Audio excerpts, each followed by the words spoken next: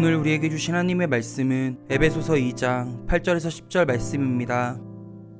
너희는 그 은혜에 의하여 믿음으로 말미암아 구원을 받았으니 이것은 너희에게서 난 것이 아니요 하나님의 선물이라. 행위에서 난 것이 아니니 이는 누구든지 자랑하지 못하게 함이라.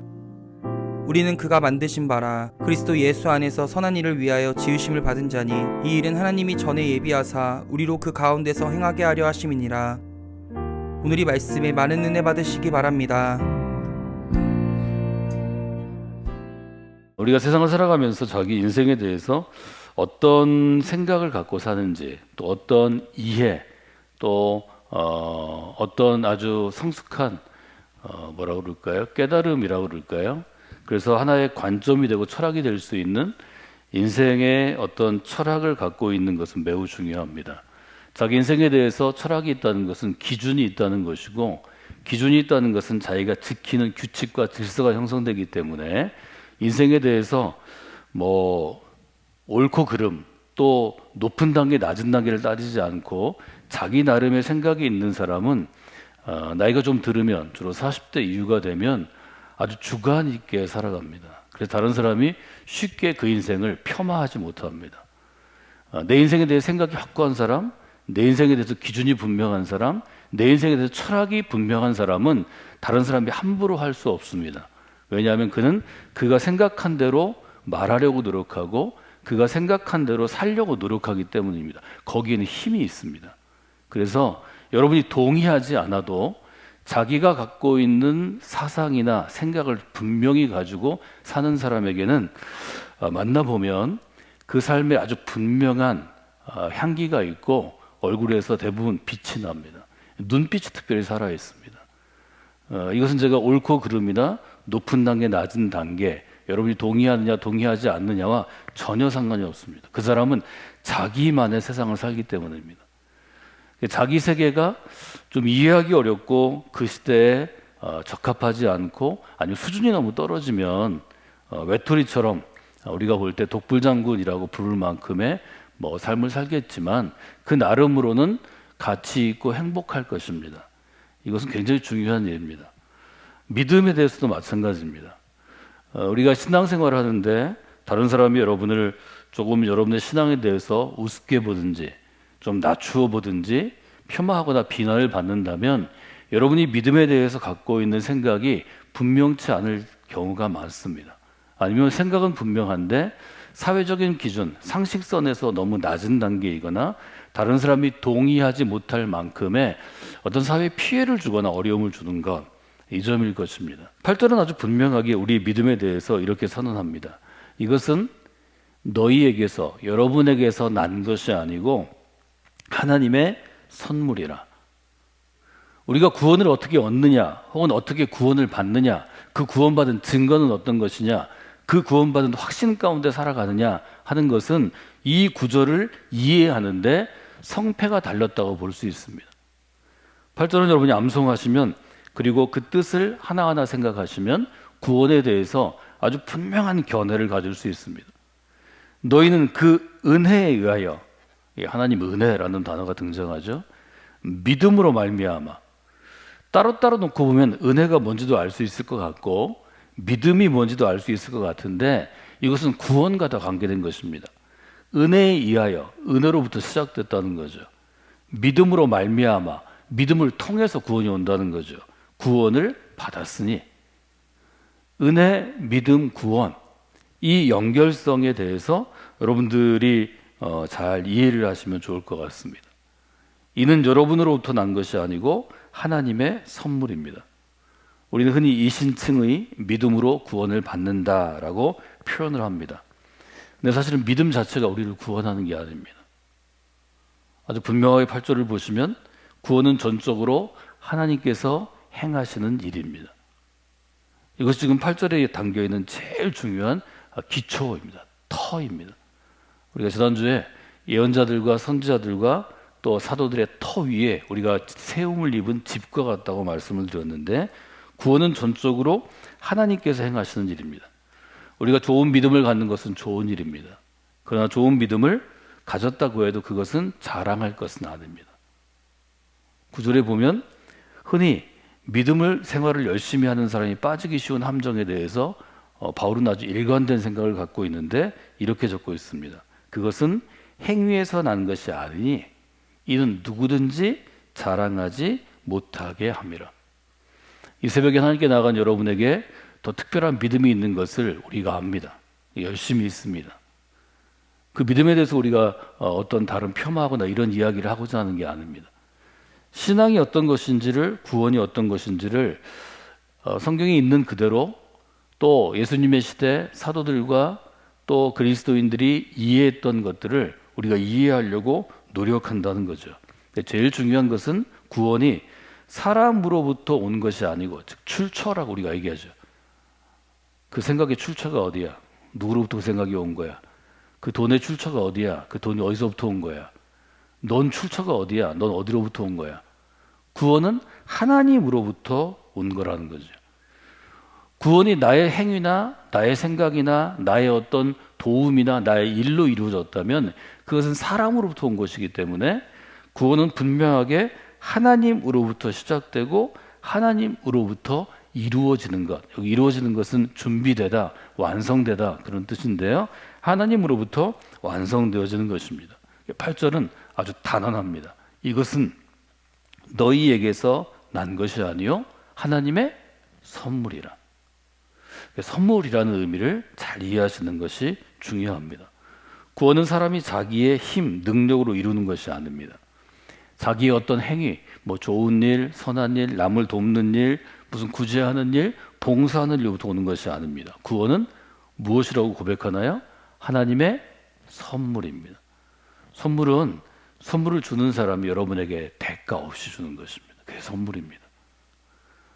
큰 선물을 받았는데 이 선물을 받고 부담이 되는 건 왜 그럴까요? 뇌물이기 때문입니다. 우리 아이가 지금 이 학교에 가야 되는데 학교에 갈 뭐 성적이나 이게 안 되니까 제가 당신에게 이 큰 뇌물을 줍니다. 집 한 채를 줍니다. 우리 아이가 이 학교에 들어가게 해주십시오. 그건 선물이 아닙니다. 선물이라고 우리가 규정할 수 있는 것은 굉장히 미묘하고 경계선에 있기도 하지만 이것은 선의로 주어야 선물입니다. 좋은 뜻으로 주어야 합니다. 사랑하는 마음으로 주어야 합니다. 존중하는 마음으로 주어야 합니다. 아끼는 마음으로 주어야 합니다. 격려의 의미로 주어야 합니다. 그래서 선물은 받아들이는 것도 굉장히 중요합니다. 선물을 받을 때는 감사함으로 받아들여야 합니다. 구원은 사실은 큰 것입니다. 큰 가치가 있는 것입니다. 그런데 우리가 이것을 감사함으로 받아들이는가 하는데 첫 번째 우리가 생각을 해보면 좋을 것 같습니다. 구원에 대한 이해를 할 때 첫 번째로 생각할 것은 하나님이 주시는 구원을 선물이라고 우리가 정의하고 지금 설명하고 있고 성경에서 우리가 받아들일 때 이것을 받아들이는 것이 쉽지 않다는 것입니다. 그래서 이 선물을 받아들일 때는 믿음이 있어야 합니다. 구원이 나에게서 난 것이 아니고 어떤 사람으로서 난 것이 아니고 하나님이 주신 선물입니다. 이것을 받아들일 때는 여러분이 믿음 있을 때 가능한 것입니다. 그 점을 여러분들이 한번 돌아보시면 좋겠습니다. 그래서 다시 8절로 돌아가면 너희는 그 은혜에 의하여, 이것은 하나님의 아주 선한 마음, 하나님의 사랑하는 마음, 하나님의 자비하신 마음으로부터 우리에게 주어지는 것입니다. 그런데 이 은혜에 의해서 선물을 받을 때는 우리에게 믿음이 자리 잡고 있어야 합니다. 하나님이 주시는 것이니 내가 믿어야 한다 하는 것은 하나님을 믿는 믿음이 없으면 할 수 없는 것입니다. 하나님의 존재를 믿어야 하고 하나님의 일하심을 믿어야 하고 하나님의 거룩함을 믿어야 하고 하나님이 사랑 많으신 분, 자비로우신 하나님이라는 것을 믿어야, 그래야 구원이 내게 선물로 다가온다는 것입니다. 은혜에 의하여 믿음으로 말미암아 구원을 받았으니, 여러분들 영어 성경을 놓고 참조하시는 분들은 쉬운 영어 번역을 놓고 어떻게 연결을 해놨는지를 한번 돌아보시면 좋을 것 같습니다. 받아들이기 위해서는 우리가 갖고 있는 근본적인 종교적인 생각들을 좀 버려야 합니다. 모든 종교는 선행을 강조합니다. 착한 마음 먹고 착한 일 많이 하면 복이 있으리라.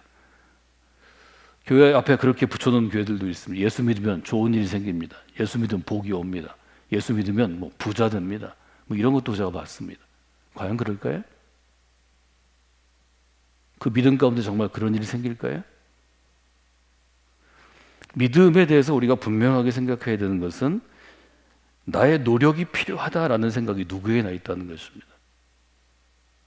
믿음에는 나의 노력과 나의 선행, 나의 행위가 필요합니다. 이것에 대해서 아주 분명하게 우리의 신앙은, 우리 기독교의 신앙은 이렇게 고백합니다. 이 노력과 수고가 구원의 조건이 아니라는 것입니다. 신앙생활에는 사람이 열심히 있어야 하고 노력이 있어야 합니다. 저는 여러분이 열심히 신앙생활하는 것이 중요하다고 늘 강조합니다.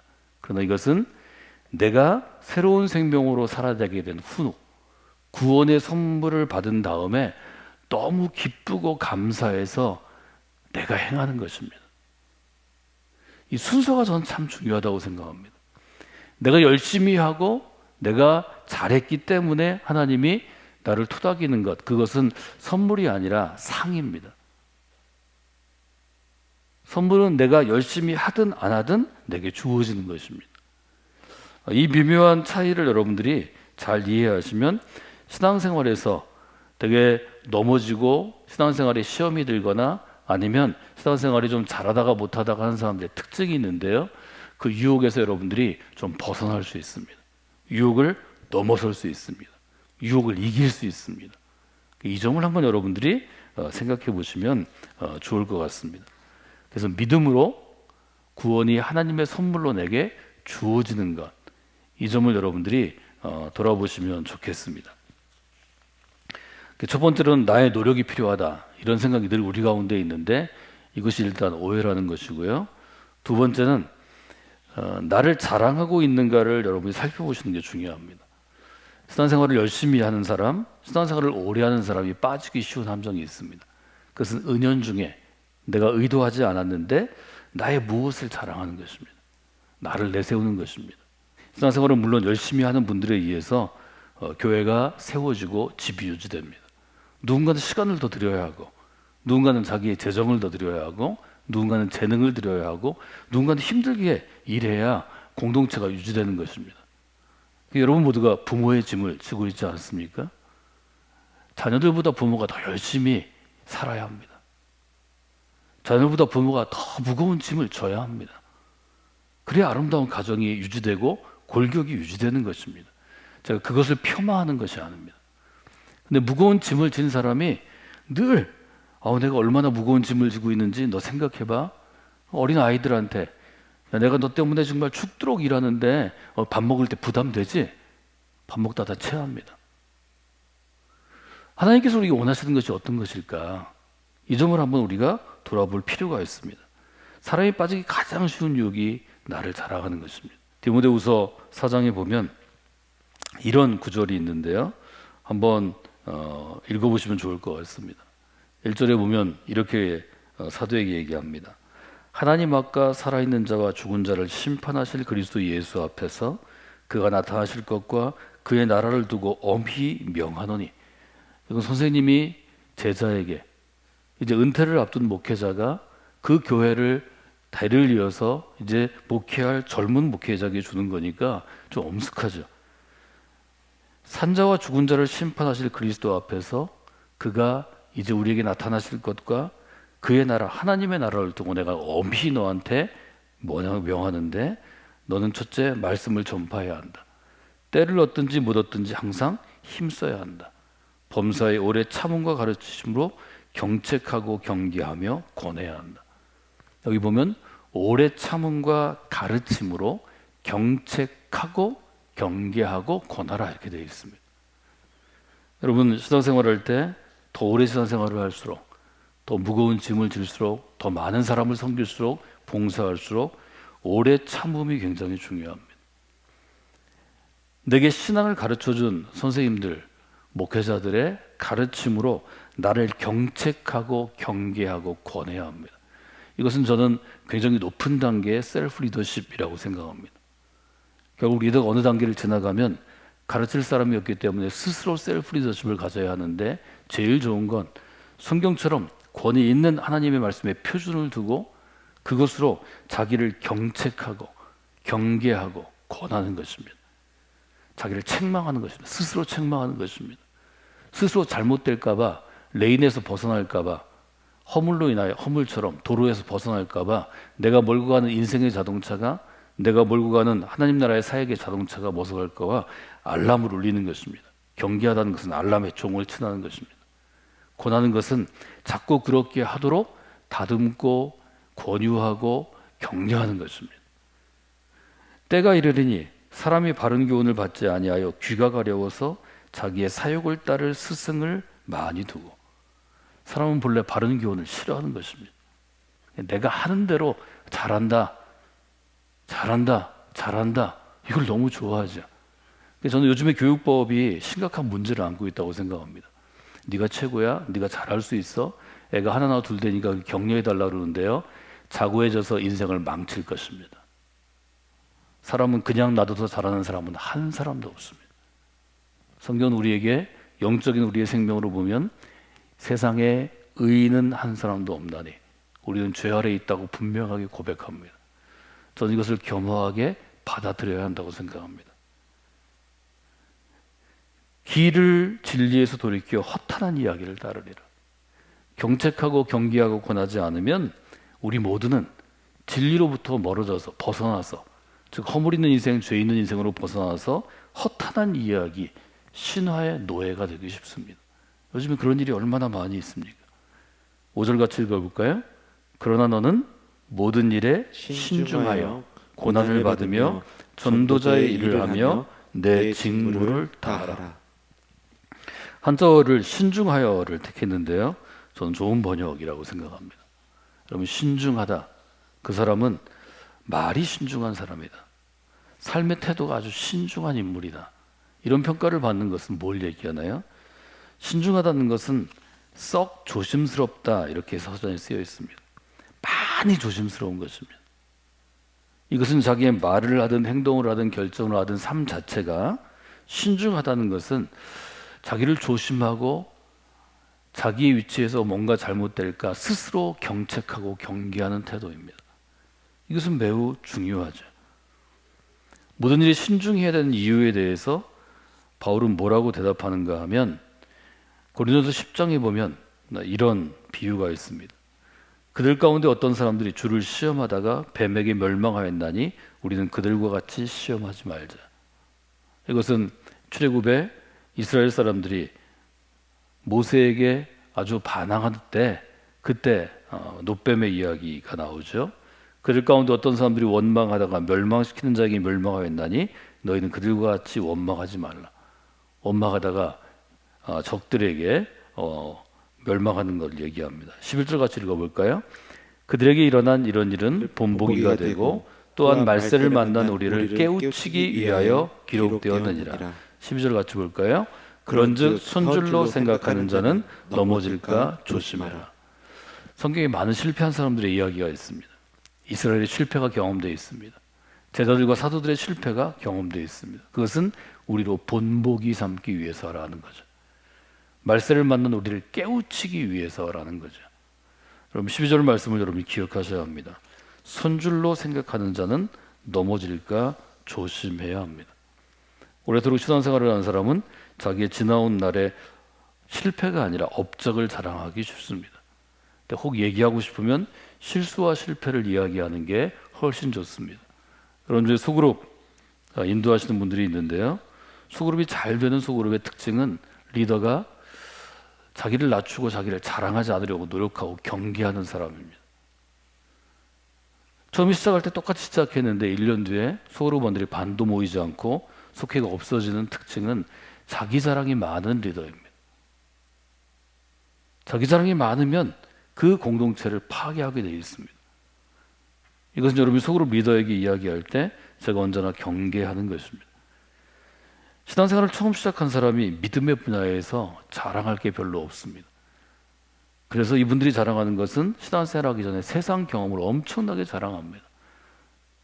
내가 직장생활할 때, 내가 일할 때 이런 경험이 있다고. 신앙생활을 많이 한 사람들은 교회 생활을 오래 했으니까 교회 생활에 지나온 날들에 대해서 자랑하기 쉽습니다. 매사에 우리가 삼가고 조심해야 할 이유가 여기에 있습니다. 내가 했던 봉사, 내가 힘써 애써 지은 교회 건물들, 내가 만들어 놓던 혹은 봉헌했던 뭐 어떤 기물들, 교회 쓰는 것들. 전통적인 교회들이 여러분 지금 쇠퇴하는 이유는 무엇입니까? 모든 나라마다, 한국만 그런 게 아니죠. 전통적인 교회가 찬란했던 과거는 있지만 쇠퇴해서 잘 모이지 않고 교회 존폐까지 나아가는 쇠퇴의 과정을 겪는 이유는 무엇인가요? 옛날부터 해온 형식을 바꾸지 못하게 합니다. 옛날부터 쓰던 물건도 바꾸지 못하게 합니다. 옛날부터 쓰던 조직도 다시 재편하지 못하게 합니다. 그럼 교회는 시대의 흐름에 부응하지 못해서, 적합하지 못해서 그런 공동체들은 뒤로 밀려나는 것입니다. 그런 공동체가 너무 많이 있습니다. 성경은 우리에게 도전합니다. 과거에 얽매여 살 것인가, 과거의 사람이 될 것인가. 하나님의 도우심과 하나님의 역사를 믿고 새로운 미래를 하나님, 만물을 새롭게 하시는 새하늘과 새 땅을 지으시는 하나님과 함께 만들어갈 것인가. 저는 과거와 미래의 정말 대결이라고 생각합니다. 우리나라가 1970년대, 80년대에는 새로운 미래를 꿈꾸며 얘기했습니다. 천불 국민소득일 때는 만불 될 것을 우리가 꿈꾸며 뛰어왔습니다. 100억 달러 수출을 돌파할 때는 1000억 달러를 수출하겠다고 뛰어왔습니다. 경제적인 부분에서는 70년대, 80년대, 90년대 그것들이 우리가 선진국 문턱을 넘어서는데 큰 도움이 지난 50년간 된 것 같습니다. 정신적인 부분에서 그러면 안 될까요? 정신적인 부분에서 낮은 단계의 교양, 낮은 단계의 사회생활, 낮은 단계의 협력 이것들을 뛰어넘어서 전 세계에서 아무도 이뤄보지 못하는 높은 자나 낮은 자가 그 높고 낮음을 평탄하게 해서 서로 협력하고 새로운 미래를 향해서 아이들을 키워내고 새로운 미래를 향해서 세상을 바꿀 만한 일들을 기업이나 국가나 혹은 교회나 학교나 이런 이들을 맡는 이런 새로운 미래에 대한 위대한 생각을 품는 사람이 우리의 리더가 될 수는 없을까요? 교회에서조차 그런 리더를 세우지 못한다면, 교회에서조차 그런 인물을 길러내지 못한다면 저는 대한민국에 별로 미래는 없을 것 같습니다. 여러분들이 꿈꾸는 세상, 여러분들이 꿈꾸는 나라가 그저 조망만하게 대한민국에서도 아주 변방에 있는 이 대전이라는 조그만 도시에서 그것도 여러분의 삶이라는 조그만 곳에서 멈춘다면 하나님이 저는 크게 실망하시리라 생각합니다. 그 시대를 살아가는 그리스도인들은 땅의 세대를 넘어서 새로운 미래를 꿈꾸는 사람들이 되어야 합니다. 새로운 미래 가운데 이뤄가실 하나님의 일들을 잘 하시도록 박수하고 격려하고 경배하고 찬양하는 역할을 해야 합니다. 그때 온 땅이 하나님의 다스리신 가운데 다스려지게 될 것입니다. 새하늘과 새 땅을 기대하는 사람들이 한 사람 두 사람 늘어나게 될 것입니다. 그 이야기를 듣기 위해서 우리가 교회로 몰려드는 것 아닌가요?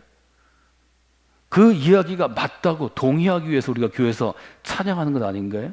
말씀을 나누는 것 아닌가요? 여러분 눈 앞에 눈 밑에 땅을 파고 들어가지 마십시오. 여러분의 인생이 땅속으로 처박히게 될 것입니다. 하나님이 이루어갈 새하늘과 새 땅을 향해 눈을 들어 하늘을 바라보는 분들이 되셔야 합니다. 그래야 하나님의 영광이 드러나는 것입니다. 하나님의 일하심을 목도할 수 있는 것입니다.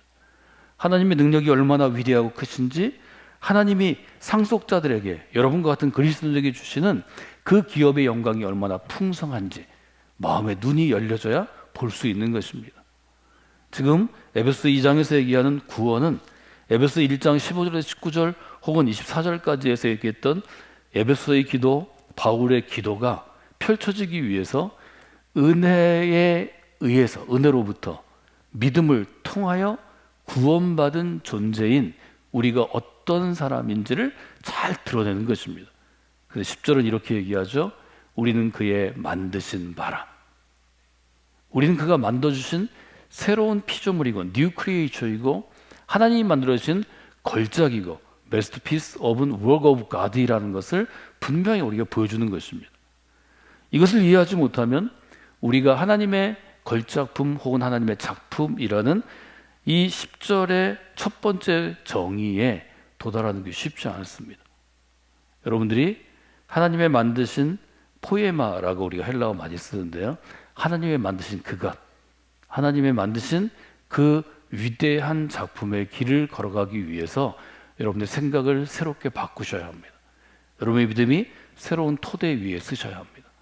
여러분 그 마음을 가지고 하루를 살아가시는, 또 올 한 해를 살아가시는 귀한 삶이 되기를 주님의 이름으로 축원해 드립니다.